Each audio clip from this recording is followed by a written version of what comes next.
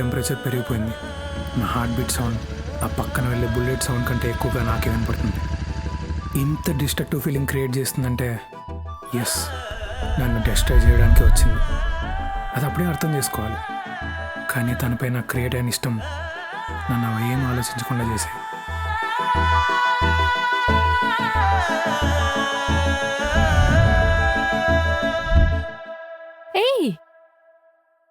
ఏయ్ ఇంకా 4 పఫ్లున్నాయి. వాట్? ఏంటి బ్రో స్టైల్గా స్మోక్ చేస్తున్నావు? చూసుకోవద్దా కింద పడుతుంటే? బ్రో చిల్, నువ్వు అనుకునే బ్రో కాదు, క్యాజువల్ బ్రో. నువ్వు తాగు.